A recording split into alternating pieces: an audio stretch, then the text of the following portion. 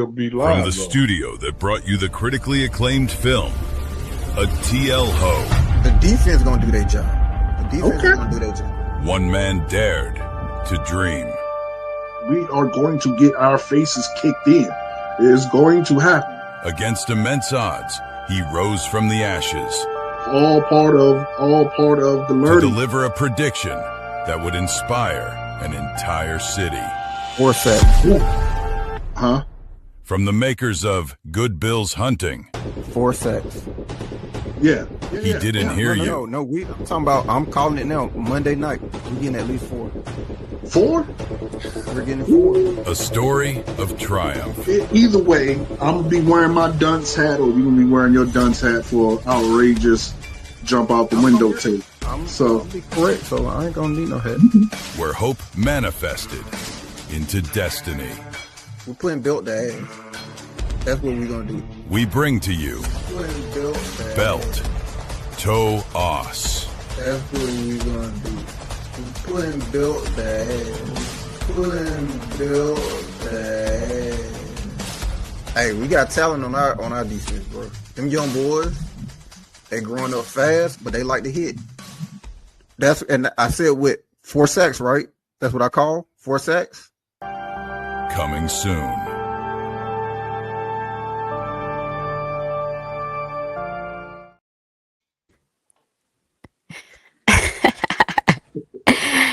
Hello, everybody. Welcome to another episode of the Coach's Corner. I'm Mexi B, also known as Deb in our podcast. I also have Coach with me and Keely. So we're going to get into some juicy topics about our win from Monday night. How are you guys feeling about that win? Amazing. It's a good feeling. I just don't want my head to get too big. For sure. Yeah. We had this. What is this? October last year we had Kirktober. So yeah, I get you. We seem to play good ball in October. Yeah. So, but for now, I'm riding high because to do that to Josh Allen, that's wonderful. I don't think we did it to him though, but we'll talk about it. Yeah. Yeah, well, Monday night we did put belt to ass on them Bills. The Falcons definitely defeated 24-14. That's we didn't let them get to 30 this time, or close to 30 this time. What are your thoughts about like the whole game, Coach? Well, we proved that we could play and beat some of the best teams in the league. I think Bijan Robinson and Tyler Algier are the key to our success. Giving them the ball, maybe not equally, but pretty much riding on their backs. And also, I finally seen some things from our OC that I have been asking for. Trick plays. The Felipe Franks whole trick play was like, okay, what I'm saying? Like, I see you trying something new. That's what's up. So I did like that. Yeah, man, it was refreshing to see, something new, something trickery, just something that wasn't blah. So as much as I've been giving him hell, this week I gotta give it to him to a certain extent. So that was my takeaway. It looked like all facets of the team stepped up for this game, which was really nice to see. All right. Well, first of all, let me say that I'm offended. I'm looking at social media and people are like, man, we lost to the Falcons as like we're App State or somebody. I'm offended by that. Like we weren't supposed to, like we shouldn't have had a chance to beat them. That's the first part. That's annoying. So when the New England Patriots beat them, I felt like they got exposed. Well, at least for me, that's when I gained confidence because they have an MVP quarterback who has absolutely nobody to throw to. That to me made me realize that maybe the Bills were overrated. But overall, it was a good game. That did scare me. We went in this huge scoring drought, whereas like I think Bijan scored in maybe like with 11 minutes left in the second, and we didn't score again except for a field goal pretty much at the end of the game. That concerned me.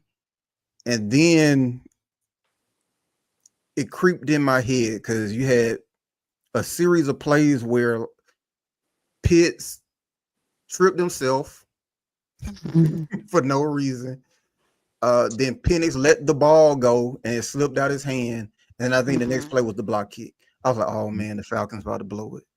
The Falcons about to Falcon. I said the same thing. The Falcons about to Falcon.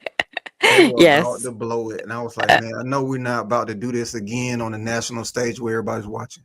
That would have been awful. My blood pressure was definitely high that night. Yeah, Jake got hurt. Then all of a sudden the play calling got real predictable. Yeah, it made me concerned, but I'm glad that they pulled it out, even though they made me nervous. For sure. For sure. Yeah, I agree with you guys. But we still took the win, so that's all that matters. I think we did a lot actually that night.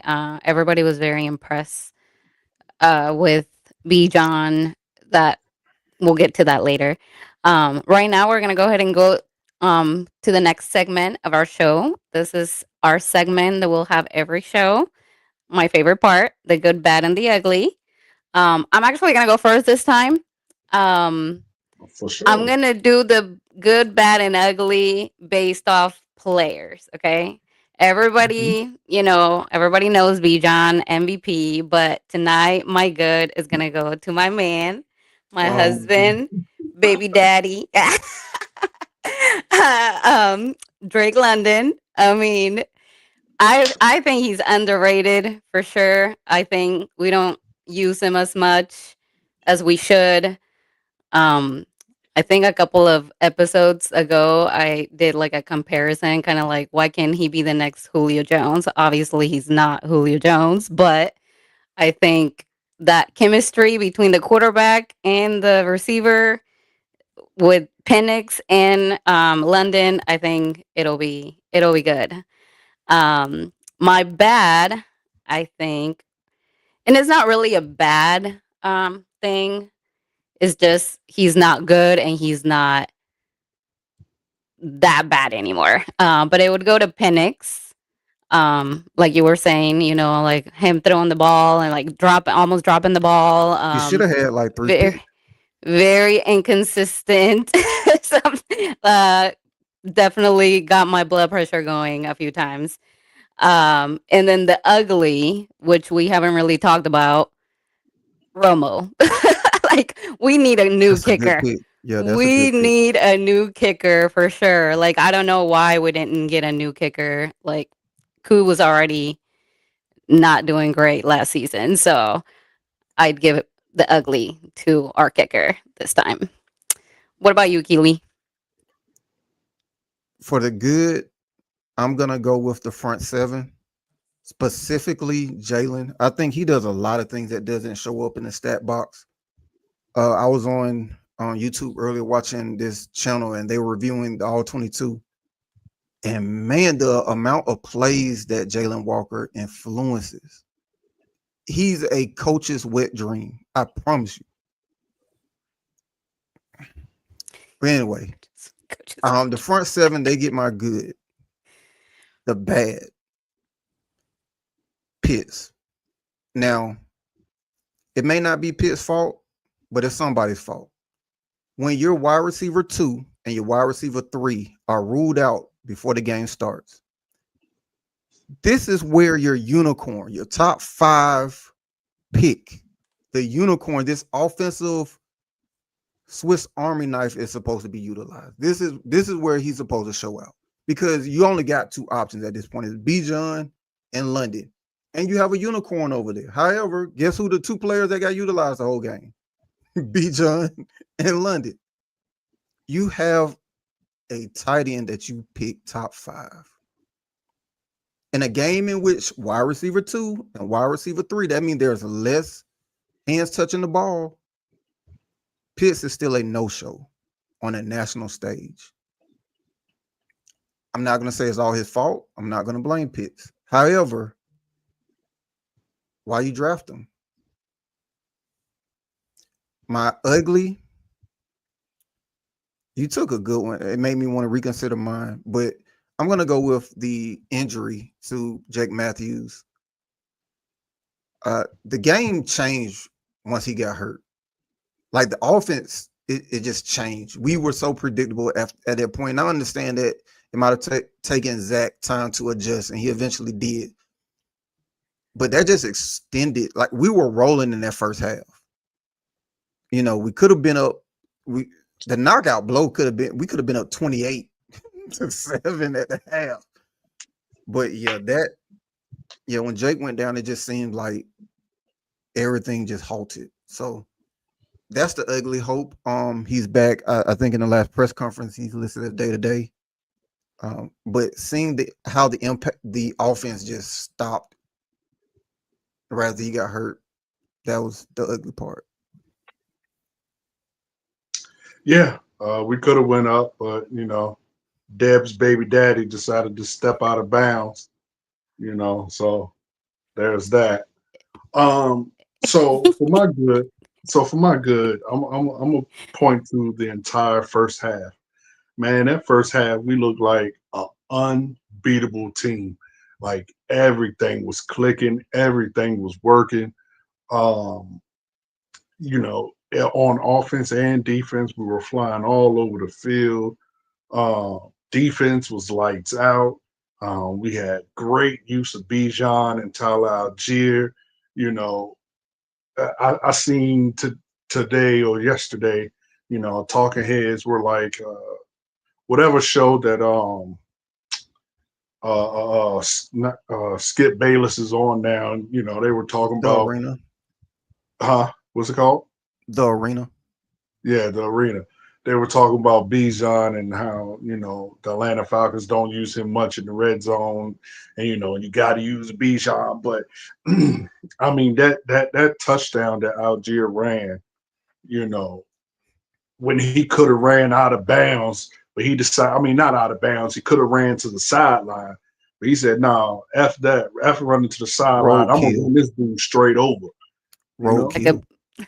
Like a big old bull. You Yeah. call that roadkill. Yeah. I mean, he just ran him straight over, So that I mean, everything in the first half was clicking, man. It was such a pleasure to watch, and I loved every second of that first half. My bad is the complete opposite of that. Is the second half. The Bills came right out and scored. The defense was missing some tackles, bad angles. We only scored 10 points in the second half. Now the We defense scored did get 3 it in the second together. half. Huh? We only scored 3 in the second half. 3? Okay, 3. Because we entered the Yeah, half with yeah. 21 Right. to zip. Yeah. We scored 3 the second 21 to half. Yeah. 7. 21 to 7.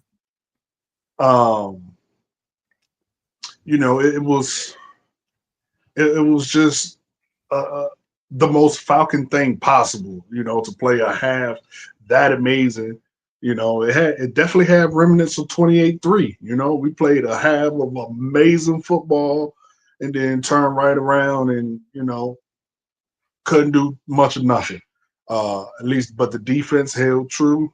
They held firm, and they got us to win. Now, my ugly. Now, it's not necessarily ugly in a bad way, but we rely on Bijan and Drake London entirely too much. I understand it worked this game. It was great.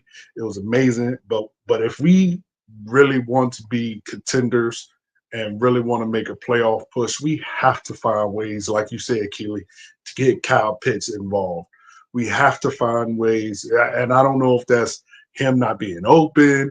I don't know if that's the scheme. I don't know what it is, but we have to find ways to get other players involved because if you shut down one and or two, if you shut down Bijan and Drake, I mean, then we're just dead in the water.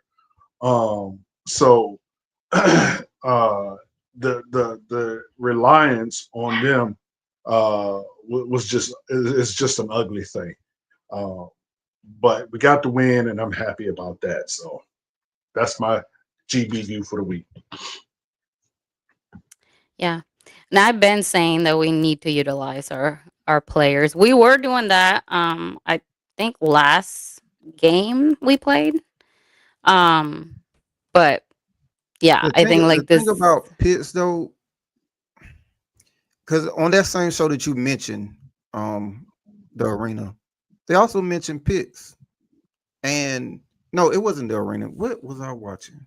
I think it was Steve Smith show.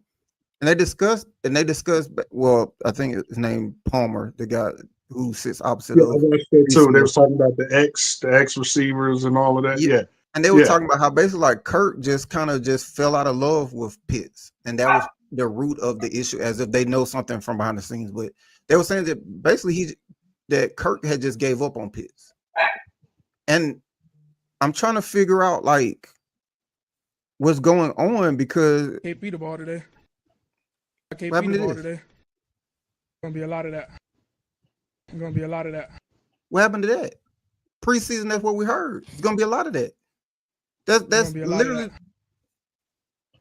so. I was like, what is that? I forgot we had the sounds. Gonna be a lot of that. Gonna be a lot of that. That's gonna every time Pitts have one of them games, it's Gonna be a gonna. lot of that. Yeah. Okay. All right. MP9. But go ahead, Miss Deb. That's it. What was that saying? Cut it out. Hold on, real quick. So the press conference, the very first training camp day, Penix came to the press conference right after practice and said I this. can't beat the ball today. That was the first thing out of his I mouth. can't beat the ball today. Got KP the ball today. And right after Gonna that, be a lot of that. Gonna be a lot of that. so why there ain't a lot of that? yeah. I don't know. I don't know. Uh, I know last year Kurt said out his mouth that you know he was he was making a tremendous effort to like find Kyle Pitts, throw Kyle Pitts the ball. And I think a lot of that was I think a lot of what Kyle Pitts did last year, especially in Kirktober, was brought on only because of Kirk. Like Kirk was looking for him. Kirk was finding him. Kirk was making sure to involve him in the play. And but this is what I mean. I think because Penix is so new, and Bijan and Drake are his security blankets. I don't think he's pressing to get Kyle Pitts involved, if that makes sense. I think he's just like, okay, I got Bijan and I got Drake. I'm But just in a boom. game in which, like, if you're a unicorn, Yeah, why yeah, is Bijan the 2 now? Like Mooney is your wide receiver 2, and then Ray is your 3. That means there should be more to go around. Those 2 are sitting today. And your unicorn, your top 5 pick. Like Bijan Bijan walked away with like 68 yards receiving. yeah. He took all his shine. Yeah, Yeah, for sure. what's going on? I don't know. Gonna be a lot of that. I just think, real quick before we go to the next segment, I just think because he was picked so high, our expectations of him are so high, and I just don't think the Atlanta game plan is to use him like a what's the white boy name from Kansas City? Brock Bowers. No, you talking about Kelsey? Kelsey. Yeah, I don't think our plan is to use him like. No, I think they drafted him. I think you draft him top 5 because that's explicitly is the plan. I just think they can't do it. Right. Like, Well, yeah. like I'm you with don't you. I draft think him that, top 5 if you I think don't that plan was on using him like Kelsey. Yeah, I think that was originally the plan, but then coaches changed, quarterbacks changed, and now they're going in a different direction. So they're not trying to use him like a Kelsey. So They're not trying to. I don't think so. I can't beat the ball today. I mean, He's Okay, gonna be exactly. playing that song all night. I don't think so. Okay. All right. What you got, Deb? Anyway, so based on our last game, do you guys think that we put the league on notice? Like, was this a statement game, an impactful game?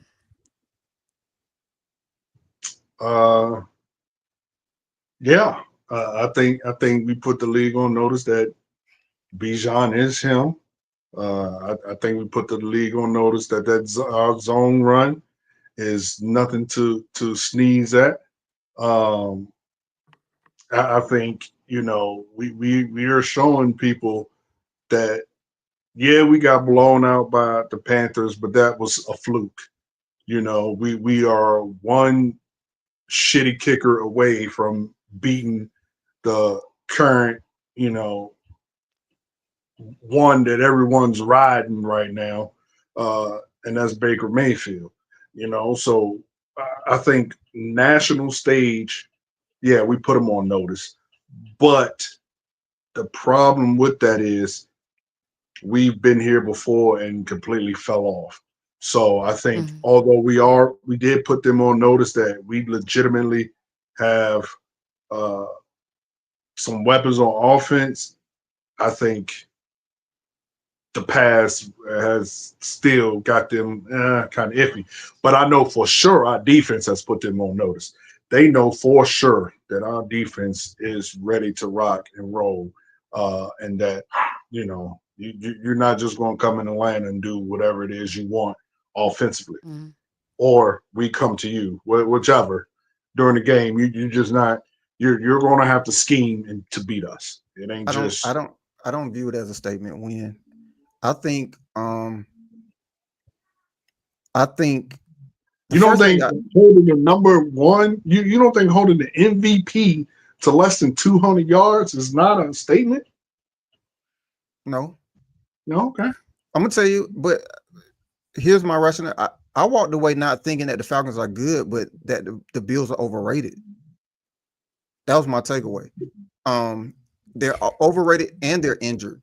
So yeah, they're definitely injured. I wouldn't say overrated, but they're injured for sure. Here's why I'm saying they're overrated, because you have an MVP quarterback with nobody to throw to. Like, there's no Jamar Chase, there's no Justin Jefferson. The reason we could send as much pressure as we want because there's nobody on the back end that can scare us. Like, there's no Stephon Diggs that we can't leave one-on-one with AJ. AJ clamped the young boy. Like, if that was Jamar Chase, you think they're leaving AJ over there with him by himself and sending all those pressures if Jamar Chase can get behind him? I put like this. The only reason we got away with sending, because we sent everybody. Yeah. We sent everybody all night. And I like the aggressiveness.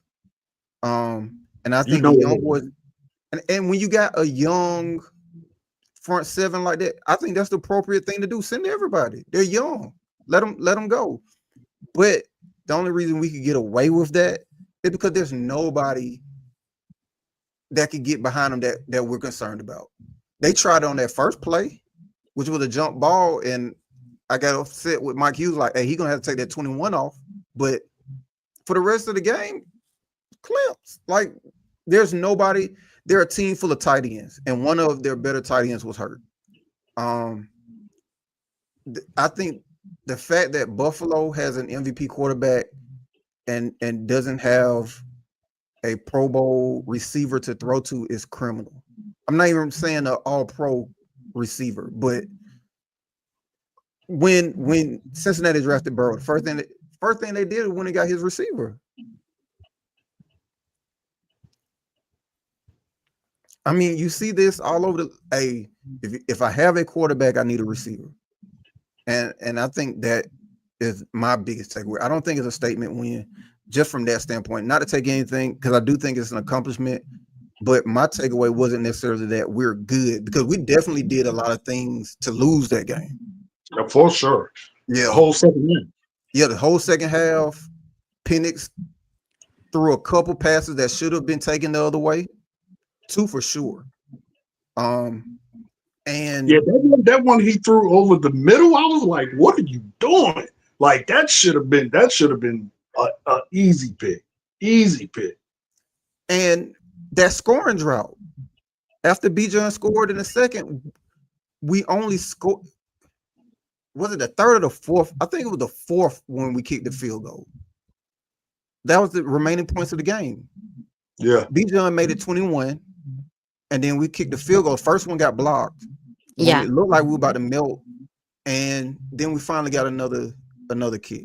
So the defense held us down, but I do believe that wouldn't have been possible if Buffalo wasn't so negligent in giving your guys some help. So that's my rationale for why I don't think it was a statement win. I just think that Buffalo may have been slightly overvalued, so to speak. I do think that if we can take advantage of it, it can line up nicely. But yeah, that's my take on that one. okay. Well, I agree with both of you. I agree with some of his points, but I do, like I said before, I can't really say, oh, are we like the best defense because, or like are we gonna be making the playoffs or anything like that based off playing teams with injured players that are actually good players.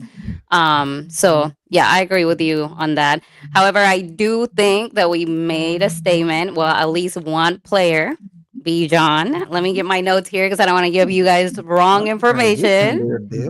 Okay. Going out. My little note here, Bijan rushed for 170 yards on 19 attempts, added 68 additional receiving yards on 6 catches. And of course, the highlight of the night, his big ol' 81-yard freaking touchdown. Like, how is that not a statement? At least from one of our players, right? But do you guys think that that's moving him into MVP discussions? Coach Keely, who wants to go first? Go ahead, Kelly. Yeah, I definitely think he's in the MVP discussion now. The Monday night, more than anything, was a Bijan advertising party. Like, it was a come out party for Bijan, and he had a national stage. I wish, because I think it's stupid. Monday night should just be one game. It shouldn't be. You shouldn't have at least two consecutive games playing at the same time. Let them boys get their solo attention on Monday Night League. But Bijan definitely captivated the audience, and he captivated America because he was the talking point for the next 2-3 days. So I do think people are not only just looking at the Falcons a little differently, but they're looking at Bijan specifically. To that show that you pointed out, Coach, the discussion was Bijan the best player in the league? That was being discussed. Yeah. Is he the best player in the league, not just running back? Not only was it being discussed, they were literally saying he was. Yeah. Now, I'm not that hyperbolic. I'm not jumping off, but I do think he's entering the discussion. And I think a game like that can launch a good campaign for him. And I think if the Falcons jump on it and they continue to win, like when I look at how the schedule shakes up, if you got an injured Niners team, and I think you also got like the Jets on the schedule, the Saints twice, you have some winnable games. If you can get some more highlight film of Bijan, I put it like this: if Bijan on a Sunday night game in which he has the attention of the entire nation solo, if he can give another performance like that, I think he would probably end up being the leading candidate in the MVP race. If he can put on another show on prime time like that, I think he's going to be leading the way for the rest of the year. Now, Baker's putting on a nice showing, but I'm not hearing the same discussions about Baker the way I just heard, Bijan being discussed the last 3 days. Mm-hmm. That's all that's on my timeline right now. It's Bijan. Yeah. So I would say you're absolutely mental if you think Bijan is in the discussion for MVP. Not because of his playing, because nobody other than quarterbacks in the last couple, I would say 10 years. Yeah, it's been a long time since someone outside of a quarterback has won MVP. If Saquon didn't do it last year, would being 100 yards, I think it was 100 yards away from breaking the record, then Bijan ain't gonna get it. But I will say this: I do think he is a lock for the offensive player of the year, for sure. Which is the equivalent to the MVP. They should just change the MVP to the best quarterback in the league award, because no one other than quarterbacks win that. But yeah, I mean, he he has damn,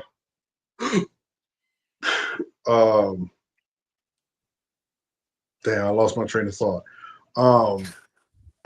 I would say this while you get your train of thought.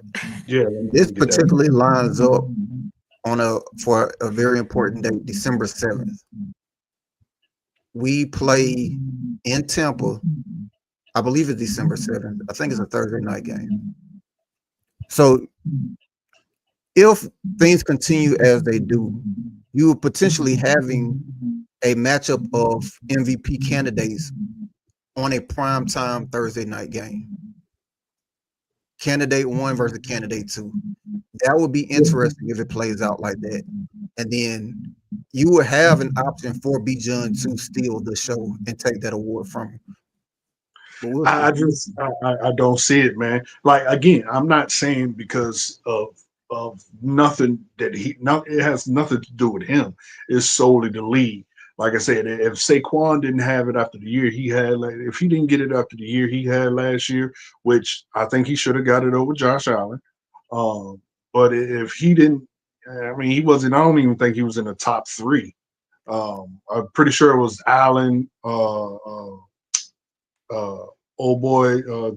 Lamar, and of course Pat. I think those were your top 3. Like, he didn't even grace the top 3. So if him being 100 yards away from breaking the all-time record, I just don't see it. And again, it has nothing to do with Bijan. Bijan is playing amazing. He's playing lights out. I just don't see them giving it to anybody other than. So here's my question for you, Coach. If Saquon did play that final game and then sit down and broke the record, do you think at that point he would have been a better consideration for the MVP? I mean, conventional thinking would be like, yeah, but the fact that he was even 100 points near it, close but no cigar. I think that might be the penalty right there. I think that might be the penalty. Hey, you should have played that last game. Like, give them But okay, that would make sense if he was in the running and didn't win it. He wasn't even in the running. The top 3 were all quarterbacks. So that's what I'm saying. Like, I mean, he was third, but to their credit, both Josh and Lamar had excellent years. Like, they didn't have bum year. They were actually really, really good. So Right. But look at what and he if did. your last impression that you give the voters is you sitting on the sideline, then I mean, So you say he was number 3? Saquon was had 120. Josh Allen had 383. Jackson had 362. Joe Burrow had 82. Goff had 47. It looks like he was third. Okay. So yeah. Okay. He was in the top 3. Okay. Well, I mean, yeah. Then maybe. I don't know. Yeah, he was third. It's possible. So the voter points, it said 378 for on Josh, 352 for Lamar. So Lamar was literally on his heels, and then Saquon was third at 117. Yeah. Okay. Well, if So, that's the Coach, you case, said that only quarterbacks win MVP. then in the last what? I can't think of the last person that was not a quarterback that won the MVP. That would be a good thing to look up. Anybody in the chat, let us know who's the So last here we go. non-quarterback to win MVP. I'm going down in years. So Josh Allen, Lamar Jackson, Patty Mahomes, Aaron Rodgers, Lamar, Patrick, Tom Brady, Matt Ryan, Cam Newton, Aaron Rodgers, Peyton Manning, Adrian Peterson, 2012 was the last time a non-quarterback got it. So 2012. And Adrian Peterson, what did he broke a record that year, right? I don't know if he broke the record. I think he came short of Eric Dickerson's record. No. Well, we know he didn't break the record because Eric Dickerson still got it, but he broke a massive record that year, if I'm not mistaken. I don't know if it was. I know he crossed 2,000. I don't know if any records that were broken though. Okay, I thought he broke a record, but yeah, 20. That's over 10 years ago that no quarterback has, and then probably before that, there's probably 10 years before Adrian Peterson won that. It probably I don't think it was not that long after that. So, because LT had it in 2006, so that's 6-year gap. Okay, but still damn near 10 years. But I'm saying in the last 20 years, it's been 2 running backs in 20 years. It's all three. Because before LT, it was Sean Alexander. And what year was that? The year right before that. Okay. So 2005 to 25 be 20 years. So 3 running backs. Yeah. Okay. So yeah. There you go. Well, I don't know. I think the way that everybody keeps talking about him, he might get it. But I don't think that he's the only person who showed out. I know Coach is gonna make fun of me because I want to talk about my man one more time. My husband, London. What do you guys think about London? Do you think he made a name for himself this past game? I do. I think. See, here's my problem. Everyone says that Drake is not a number 1 because he doesn't have number 1 wide receiver speed, but he is definitely a number 1. Like, you put the ball in Drake's vicinity, he's gonna come down with the ball. His comment made me laugh so bad. They were like, they asked him something. He was like, I don't know. You just put the ball in my area, I'm gonna come down with it, and it's so true. I wish I remembered that stat, but they had a stat that I posted that was just mind blowing to me. But he had 100 yards in the tutty in a half, with 64 in the first quarter. That's wild. And he's had one touchdown in 6 of his 8 career primetime games. So, for all these naysayers that say that Drake London is, not good, he's not elite, yada yada yada. I look at him, and this is gonna cause so much shit. So hold your hats. I look at him like Chris Carter.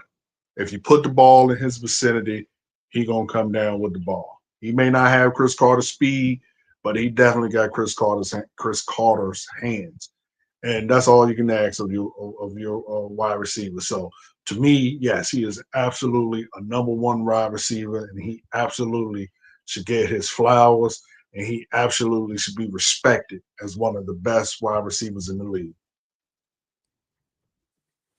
So the Falcons had around like 440 yards of total offense. 379 of those 440 yards came from Bijan and Drake. That's only like 60 yards for the rest of the entire offense. I think they posted a stat that it was the first time that you had a running back and a receiver with 100 yards receiving and 100 yards rushing for the Falcons since 1998. And the first time in which they've done it in a half since 1998. That's it. No, since 98. Oh, the stat I seen said ever, first time ever that a running back and receiver had 100 yards and a half ever. It happened so the stat I saw said it happened in 98. That was the last time it happened, where a receiver had 100 yards receiving and a running back had 100 yards rushing in the first half. Either way, it's impressive. Yeah. I felt like Drake should have got his flowers last year. Like he was with top 5 in receiving. But that's so crazy. Because the same thing that I was watching, the same thing that you was watching with Smith, and he was saying that how he said that Drake wasn't elite and yada yada yada, but look at what Drake did last year. Like, since Drake has been his first year, he had 800 yards, garbage quarterback. Last year he had 900 yards, garbage quarterback for the most part. Like how can you say that this man ain't like he's been consistently one of the best wide receivers? That's why I say, to me, he's like Chris Carter. Chris Carter didn't get all the accolades Randy Moss did, but if you put the ball anywhere near Chris Carter was coming down with it. He kind of reminds me of Keyshawn, a little bit. Keyshawn Johnson. Keyshawn is fast though. That's why I said fast. Keyshawn Johnson was not fast, but he was a big body with reliable hands. And that's who he reminds me of. I have a rule whenever I buy a jersey. My rule is the Falcon player must either be all pro or have been to multiple Pro Bowls for me to buy your jersey. He's the only player that I purchased a jersey of Drake London that has not met that criteria, because I just believe he's a dog and he's going to be there eventually. So hopefully this year, his Pro Bowl year, I mean, he was 4th in receiving yardage last year with a Kirk that basically broke down. Yep. His usage rate is crazy. You see him being used so much. Poor kid, I don't want him to, get broken up. He gets used so much. And they basically use him as a tight end because we didn't have a tight end on the team. Right. I mean, I will say this about the man. I'm glad he learned to button his chin strap and his helmet don't pop off as much as it used to. he will lose his helmet at least twice in a game previous years. But the man, I mean, how can you hate on a steady, reliable person? Yeah, he ain't taking the top off the defense. He ain't making these unbelievable 80-yard catches. He ain't doing none of that. But when you put the ball in his area, he's going to catch the ball. For the most part. He's had some drops. I mean, he's human. But for the most part, I can't think of a single wide receiver that's more reliable than Drake London. I feel like every time he gets the ball, either he gets as close to getting a touchdown or he scores a touchdown. Like, he's scored a touchdown almost every game this season so far. So, yeah, he's my favorite player. There's this stats thing that I found on one of the pages that I follow, and it says he's had so far in 8 games 56 catches, 779 receiving yards, and 4 touchdowns already. Your mic's muted, I think. Oh, Yeah. you wouldn't got the stats for your boo. So this is my baby daddy. I'm just kidding. But also I feel like every time that he scores or he's trying to make it to like the first or like the what do you call it? I'm like drawing a blank.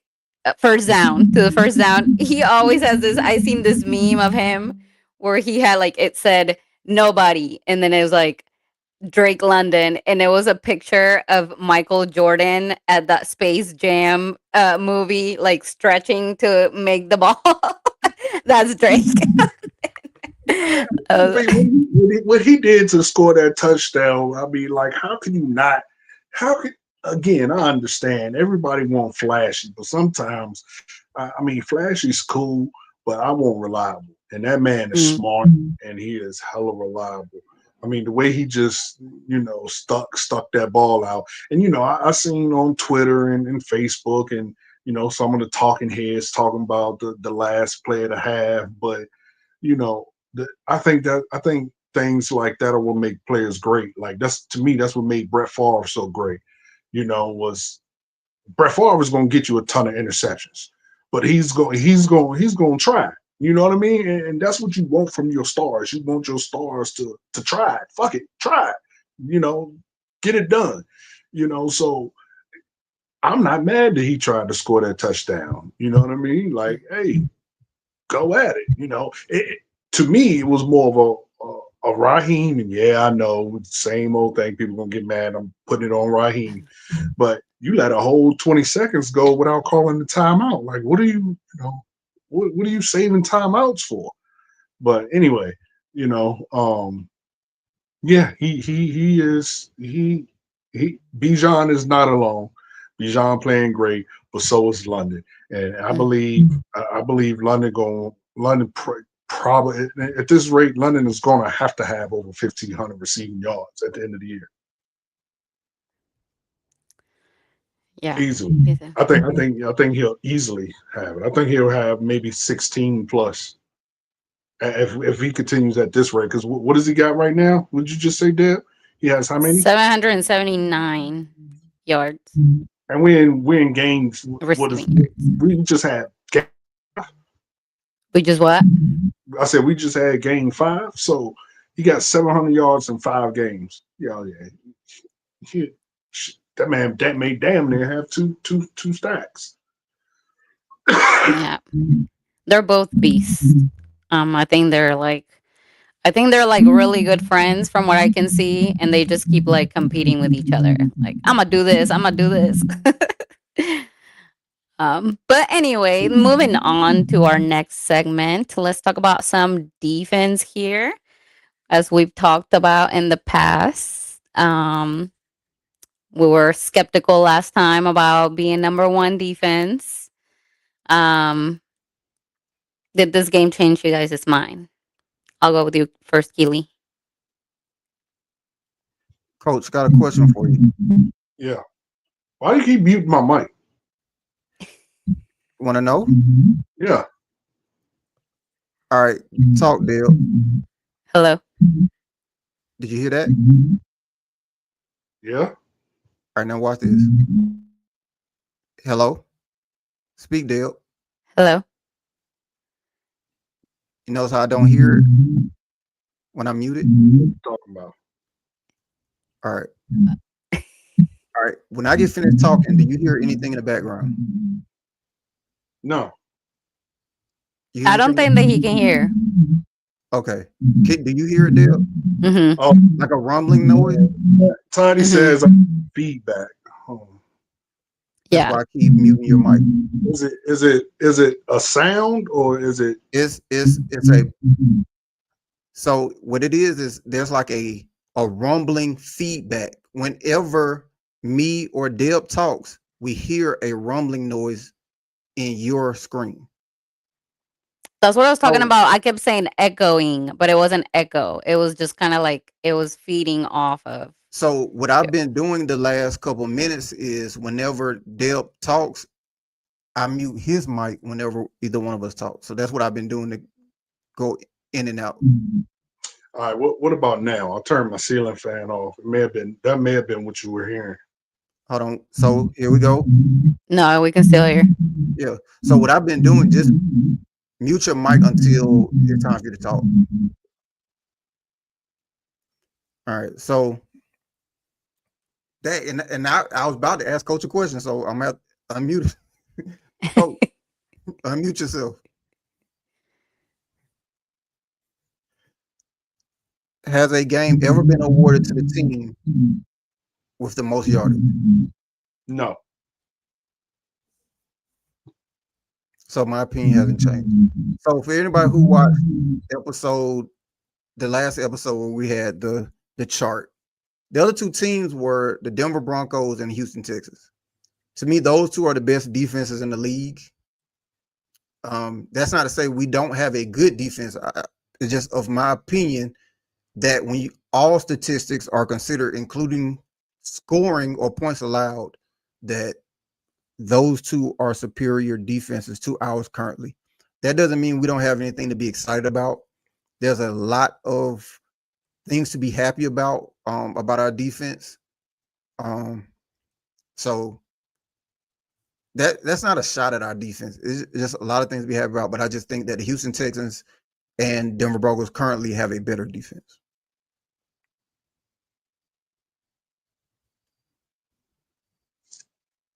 I I wholeheartedly agree.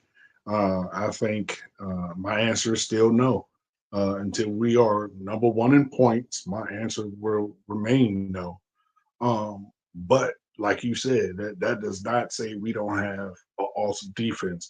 No team has went over 300 yards. You got to respect that.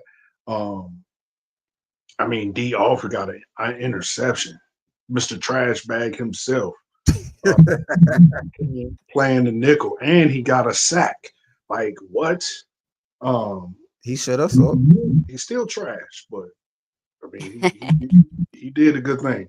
But I think Jeff Albrecht is just a mastermind. I think he should be a shoe in for coordinator of the year or whatever that uh, assistant coach award is. Um, he drew up in the first couple of plays, first couple of drives that Buffalo had. I was screaming at the TV. I was like, "Man, Albrecht, you can't just send four, or else Josh is just going to shred us. He's going to have like 200 yards by the end of the game. If you just send the four, he's going to eat that shit up." But that's no sooner as I said that, literally no sooner as I said that and posted that, the very next play was the blitz, where he sent Alford, and I was like, okay. And then from there on out, it just was. I mean, they were all over the field. You had a cornerback blitz, safety blitz. Um, you know, we made them 2 of 9 on third down. They only had 157 net passing yards with 2 turnovers, 15 pressures, 4 sacks. Like we're playing lights out now. If they continue to play like this, and we become number one in points allowed, then yeah, I think we have the ability to be number one defense. Absolutely, no questions asked. But right now, I still don't. I don't care about yards. Yards mean nothing. You can have 10,000 yards if you don't score. If you score every time, who cares? You know what I mean? Like I don't care about none of that. The name of the game is to score points. That's how you win, is scoring points. So uh, we defense, but I think we're number 7 until we get that, which is where we are in points. I think we're number 7 in defense until we get the points under control. With that being said, I think they did a great job last night. I mean Monday night. So again, there's no shot against our defense because they did an excellent job last Monday. Yeah. Yeah, I agree. And they got the 4 sacks that you said we were gonna get. I was like, how did he guess? How did he guess 4 sacks? Don't blow his head up. That was a lucky guess. That was a lucky game. He said Nah, we're gonna put belt to ass. What's the name of our episode? Belt to ass. How many sacks we got? 4 Good. sacks. I stayed away from calling the game because I just wasn't sure if Josh Allen showed up and was Josh Allen. I thought we was gonna get trounced. Uh, but they called the coaches called a really good game. I cannot take nothing from none of them. They called a really, really good game. So Yeah. I almost pinpoint. Well, no, I can't say almost. I think I predicted 28-24 that we will win. I got a 24 part right, but the wrong team. And then the other part, I even predicted how we were gonna win. I said we were gonna run the ball to protect KP, and boy, did we run the ball. We definitely ran the ball. We did. And I said, them young boys, we're gonna hit your boy, and that happened. It wasn't look good because you tried to get me to move off that number. You tried to help me up to get me off that number. You tried to push me to 6, and I stood firm on that 4 because I was grounded on that 4. You tried to push me off of it. hey, I don't know. I need the lottery numbers for next week, dear. I got you. I'm just happy we didn't get them close to the 30 points like we have been to every other team. They stayed at that 2-score game. Yeah. Anyway, so it was a big win in prime time. How do you capitalize on this win, Coach? Continue to do the same thing. I think you continue to run a steady dose of Bijan and Tyler Algier. I think that is the key to our victory. It's them two specifically, because they both have different intangibles that make it hard to corral them. I think I think Zach has to continue to mix it up on offense. I think Jeff has to continue to, what I said at the beginning of the year, and I caught so much flack for, is I said we needed to be a 60% blitzing team in order to get the full potential out of these guys. Right now, we are, I believe the number was 54. It was 53.9%, so 54% blitzing, and it has worked. I think that is the key to our defense with the speed that we got. And the talent that we got. You got to let these young boys loose. And I think if we continue to ride on the backs of Bijan and Tyler Algier, and Jeff Albrecht continues to let them boys loose, to me, there's no way, there's no reason that we shouldn't make a deep playoff run. So those are the key to victory to me. Continue to blitz and continue to run off Algier and Bijan Robinson. I think that there is a similar setup. There's nobody on the 49ers, no receiver over there for San Francisco that necessarily scare me, and they also have a lot of injuries right now. I believe Kittle is supposed to come back, and Purdy might be back as well. You got another primetime game. If you can repeat this, if we didn't get the big head from this Monday night win, everybody's been singing our praises. If we didn't get the big head and we can stay grounded, we do. Not to say that they're not professional, but we do got a lot of young guys on this team. If we can stay grounded and go in and earn us another win in prime time, I think it can really set us up nicely. There's no easy wins in the NFL, but there are some very winnable games leading up. You got the Dolphins coming on your schedule, and they're reeling at the moment. I still don't believe in the Panthers, even though that sounds crazy considering how we lost, but I think that's a very winnable game. You still got 2 against the Saints, still got the Jets, and then you have the Cards as well. So this can really steamroll if you can stick to it, because there's a lot of incomplete teams ahead. And I think getting San Francisco is the very next step. Take advantage of them while they're still not healthy. Get this win out there in prime time. and keep it moving. I think the formula, like I've always believed that the key to success has been running the ball. I've just argued that they should take some of those carries off of Bijan. Mm-hmm. And it seemed to be validated somewhat by some of the statements that were made on Monday Night Football, whereas Orlovsky spoke to rationale for using the pistol that when he spoke with Zach Robinson. And Robinson basically said that it's not necessarily for Penix, but it's for Bijan, because sitting deeper back, he has better vision to set up where he's going to cut and which way he's going to move. So the fact that we're in this formation to the benefit of your running back, your MVP candidate, says that it suggests that they are dedicated to running the ball. So if we can keep that formula, I think I'm not looking at a deep playoff push, because Penix still scares me in terms of, just his development, but this can set up nice. I was gonna ask, like, at what point do you think we should start trying to throw the ball instead of running the ball, though? I just think you run to pass. That's it. I mean, we're seeing more play action. We're seeing it. I mean, it looks a little different out of the pistol.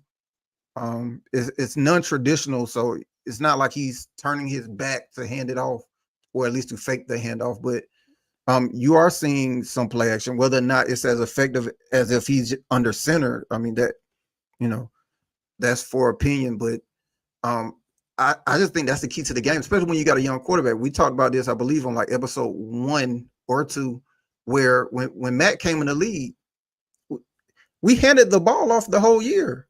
Like Michael Turner had to be number 1 in carries that season. Like, we didn't put the game on Matt till Cutter got here.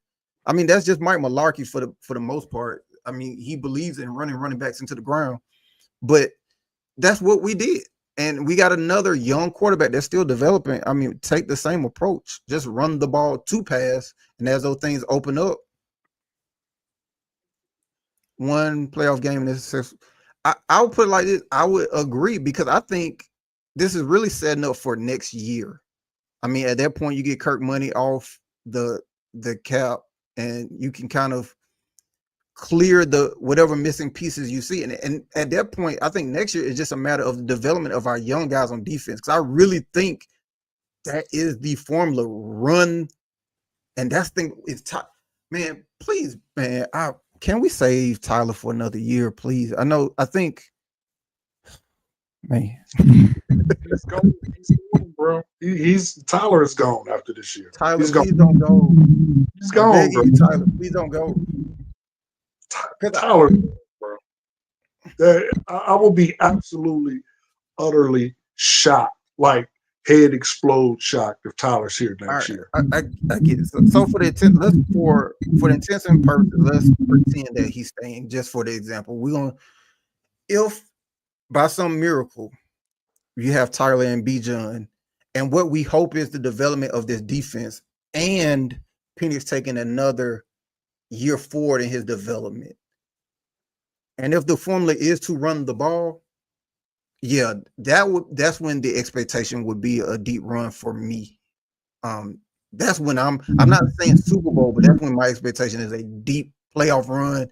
I now have championship expectations based upon the layout of how every other team looks in the league.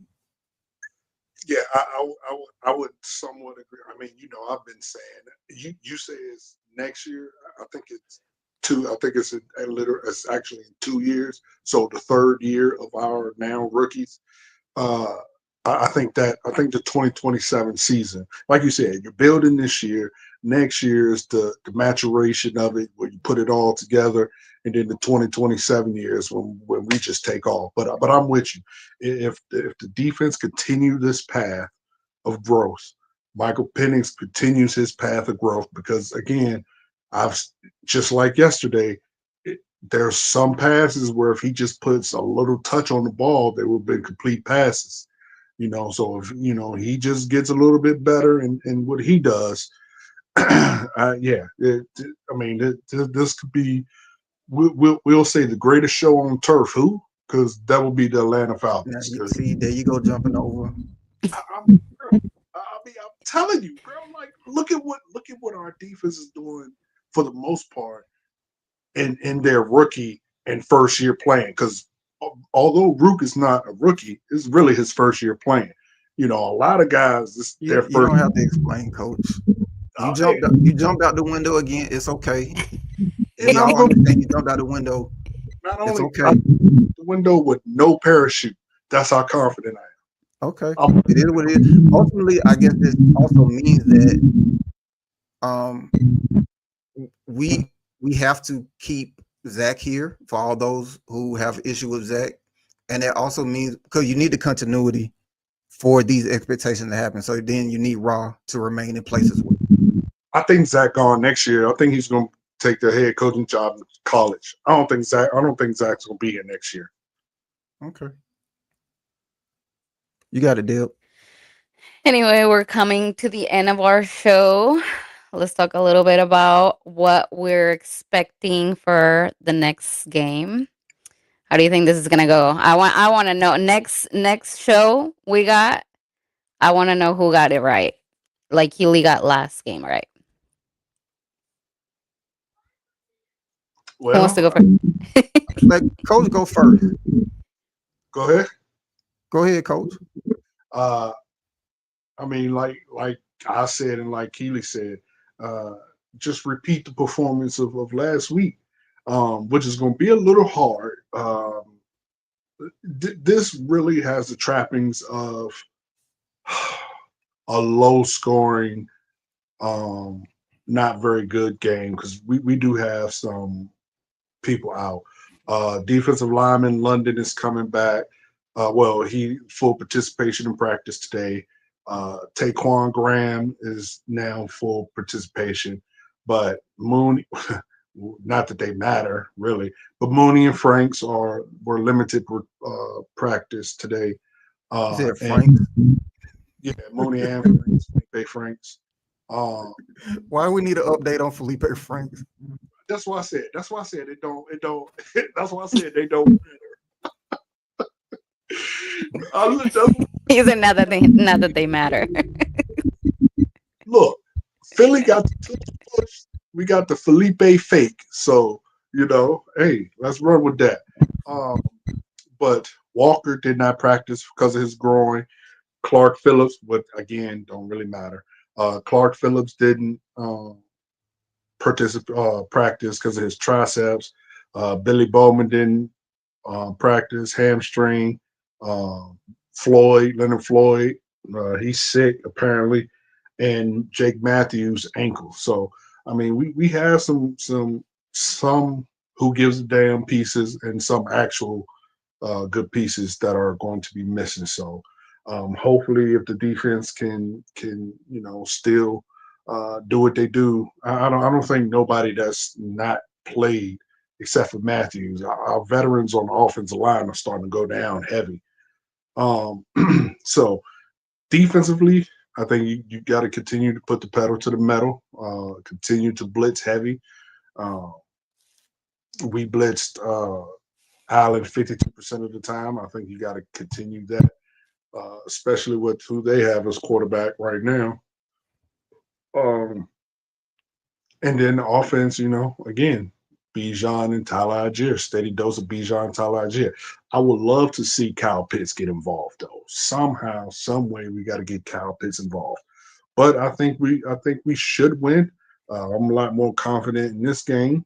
I think it'll be 27-14 Falcons.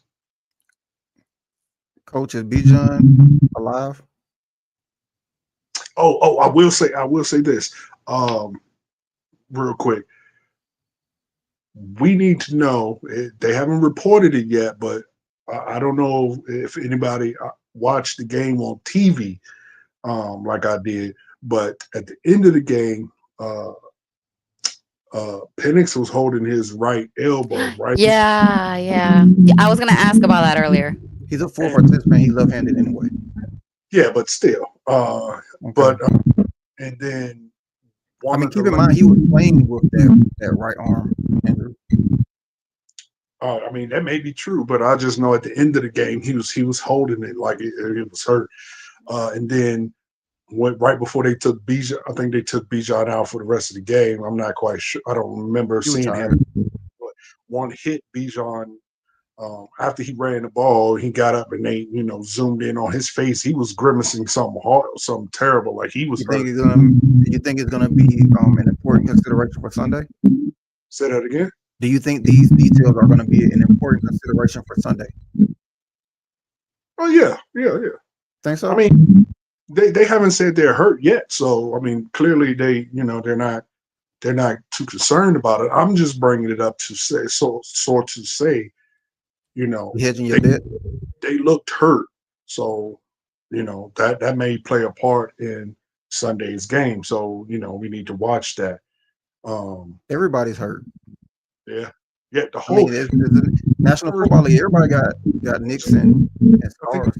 stat. Yeah. This is the first time in like 20, 30 years that there's no like obvious best team. Like like everybody is on even page. Like everybody. There's four teams that are on a three game win streak, and that's the best. Like no one else has have won more than 3 games in a row.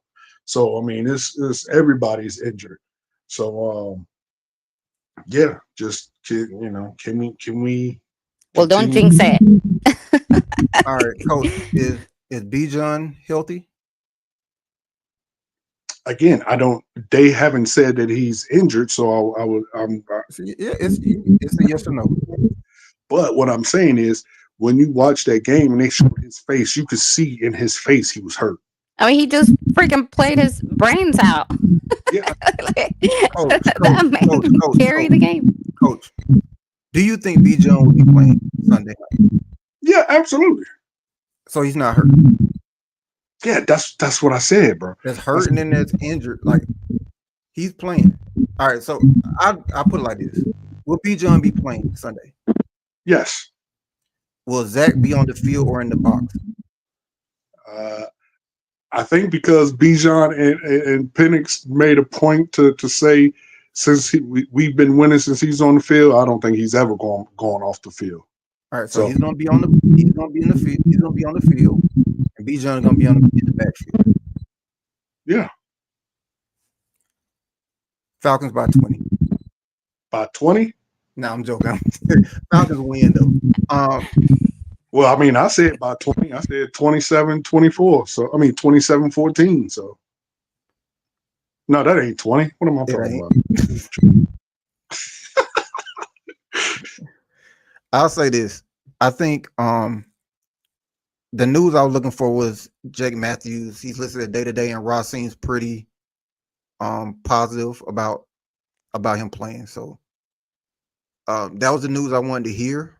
I expect Algier. I expect Bijan, and I expect Zach to be in the same positions on the field that they were Monday night. And for that reason, I think the Falcons will be able to conduct business in a manner. And hopefully we don't have that scoring drought that we did last week. Now, as far as you talking about blitzing, I'm not too confident about blitzing Kyle Shanahan. Especially if Purdy is playing, I'm pretty sure that they will have something in place for that. But I'm also going to trust Ulbrich to put together a plan. That, I mean, it's not like they're not familiar with Shanahan, considering they were all on the same staff. So I'm predicting to win. We're going to take advantage of the Niners while they're injured, and I don't think Ayuk is playing. I think he may still be hurt or out. So again, for the same reason that I predicted we'll beat the Bills, there's nobody on that back end that scares me. There's no one that I believe that AJ can't cover man on man. So for that reason, that's going to allow us to send pressure. I'm not saying we're going to blitz them all night. I'm pretty sure Shanahan is going to have something in place, but that's the key that's going to allow those young guys to eat. So I'm going to go 30-14. 3 sacks. I'm writing all this down. 3 sacks. Hold on, Oh, hold on. I give you some more. I give you some more. I don't know about sacks, but I say we get 2 INTs. 3 sacks. Bijan gonna go for 120 and a tutty. Wait. 120 what though? Rushing. Okay. If you'd have said all purpose, I was like, bro, if you don't get that Fisher Price prediction out of here, that is so 120 easy. and 120 and 45 receiving. 20 and 45. Okay. 120 and 45. I say we get 2 INTs. I think you know what, I'm gonna go big. I'm gonna say 2 INTs and Kyle Pitts with a tutty. I'm not making a movie trailer for this. Just let you know. Kyle Pitts with a tutty. All right. Kyle Pitts. The one that tripped? I'm joking. I'm just playing. I think we're gonna do fine. I think the guys are fueled up right now. They're excited. They're happy about this win. But it is the Falcons. The Falcons do get you know up there, and then so let's hope the Falcons are not the Falcons this week. And I think we'll win. And I'm not gonna go into all those predictions like you guys, because I feel like I jinx. All But right. anyway, this Sunday night, our Birds are back in prime time. We take on the 49ers, and we'll be here next Wednesday again to talk about it. Thank you, everybody, for being here tonight with us, chatting with us, and make sure you share, follow, and we'll see you then.